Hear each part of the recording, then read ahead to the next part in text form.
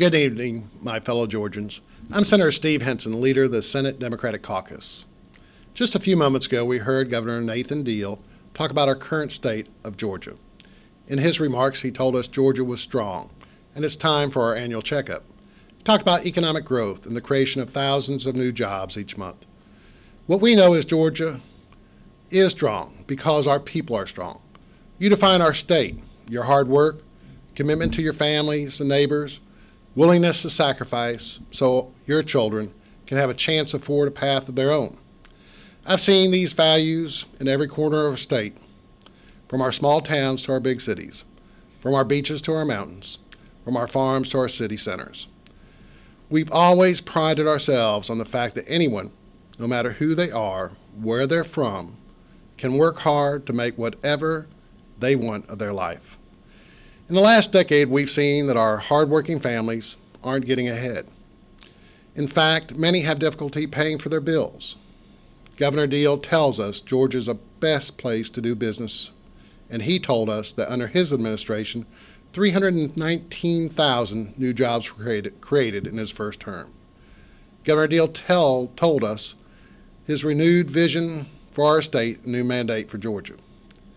But you and I know that when we sit down at the dinner table each night, Georgia families aren't talking about Georgia being a great place to do business.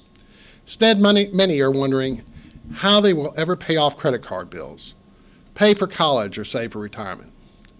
Yes, the worst of the Great Recession appears to be behind us. Certainly, the national unemployment rate reflects our climb out of the dark financial time for our country. We've recovered from national unemployment rate of 10% in October to this month's low of 5.6%. Our country is moving in the right financial direction. Banks have loosened their strings on lending, and we are seeing an uptick in commerce and business. But in Georgia, unemployment rate for November was 7.2%, one of the worst in the nation. In fact, the months leading to November, Georgia had the worst unemployment rate in the country, and we are currently only second to Mississippi. Worse, in Chattahoochee County, the unemployment rate is 14.4%. In Telfair County, it's 13.3%. In Macon County, it's 12%. These rates are double the national unemployment rate. While the governor touts 319,000 new jobs, the fact is the recession hit workers in mid-wage industries hardest. They are facing a worse recovery than other areas. Georgia's mid-wage industries comprise 52% of the private sector job losses during the Great Recession from 2007 to 2010, but only 15% of the gains during the recovery from 2010 to 2013. Georgia's private sector had about 138,100 fewer jobs in the mid-wage industries in 2013 than it did in 2007, before the recession began. Georgians want this to be the best state to do business, but we also want it to be the best place to raise a family, send our children to school, get a job that pays well, and save for retirement. We want it to be a state with the safest communities. The governor paints us a pretty picture, but we know that many families are not better off than they were 4 years ago. We know that if our children graduate from college, many are saddled with student loans they may never be able to repay. And if this new vision looks anything like the past 10 years, then our families will continue to struggle. The hard truth is that Georgia isn't even average, not in unemployment, not in education, and not in health care. Our state falls in the bottom level in nearly every measured category. Below average is not the best we can do in Georgia. Do we want to rank near the bottom in nearly every measurable category? Democrats believe we can do much better. The Democratic Caucus members that I represent come from all over the state, from piney woods in the south to the rolling hills of middle Georgia to the working class neighborhoods of Atlanta. And after more than a decade of overwhelming single majority party in the General Assembly, this state may have escaped near disaster for our working families and students and small businesses. But even with the claims of the jobs created, our state remains near the bottom of the nation in unemployment figures. And many of the jobs created don't pay well enough to support a family. We can and must do better. Democrats are offering up an entire package of legislation aimed at working families, increasing the minimum wage, restoring Georgia's low-income tax credit. Also a measure that requires new companies to take tax credits be required to hire Georgia employees, and a measure that properly addresses employee misclassification on the job. Democrats will fight to raise the standard of living in this state by joining the 42 other states with a wage that meets or exceeds the federal minimum.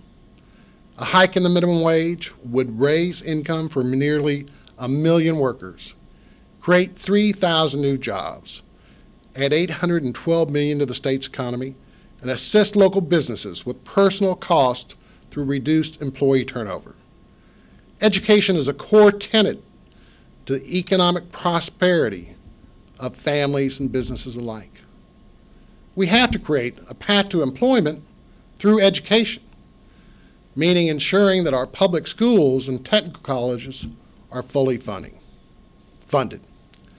The governor talked about forming an education reform commission to study questions regarding our education system, and talked about a constitutional amendment that will allow the state to take control of failing schools. But over the last decade, deep cuts in education funding and the constant changes to the state's curriculum have left teachers, parents, and students demoralized. Since 2003, the Republican administration has overseen $8 billion in cuts to our schools, increasing the classroom sizes, removing latitude of local school systems, and overlooking pay increases for our teachers. Band-aid fixes to the Hope Scholarship and deep cuts to education are exacting a toll on the employment picture of the state as well. In a report released this past month, 80 job recruiters told state officials that they have to put out a nationwide search to fill 66% of the high-skilled jobs. This race to the bottom has to end. Democrats stand ready to offer solutions. We will insist that our public and higher education systems are fully funded, and that our Hope Scholarship and grant programs can once again ensure all qualified students receive the funding they need to achieve a college degree. We know that it's wrong not to prepare Georgians for good-paying jobs. Democratic legislation was offered this week to require the legislature to fully fund the Quality Basic Education Act. We are also concerned that we are underfunding the higher education system. And as a stopgap measure, we have introduced a pay-it-forward plan that would instruct the University System of Georgia to develop a pilot program that would allow in-state students to forego paying tuition, instead sign a contract to pay a certain percentage of their future income back to the state for a specified term. Democrats will continue to work to restore hope so that it fully funds tuition for qualifying Georgia students. We have legislation that would allow technical colleges to allow previous work experience to serve as course credits. This past month, a joint committee released its finding on Georgia's infrastructure. Our roads and bridges are in desperate need of repair. Today, we see a system of aging bridges and barely enough money to pave our roads. Since this problem has been known for a number of years, we are disappointed the governor did not give a specific approach for his solution. Today, the governor failed to address a number of issues, in fact, that impact nearly every Georgian. He did not address access to affordable health care, nor did he address the closings of many rural hospitals and helping the uninsured. For most Georgians, insurance and health care are prominent aspects of the family budget. Democrats have put together a legislative package designed to address many of the concerns of Georgia's working families. We are willing to work with the majority to find common ground in order to make the lives of Georgians easier.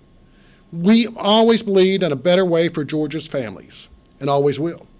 Democratic's legislative package produces concrete solutions, proven to help the middle class, families, and small businesses.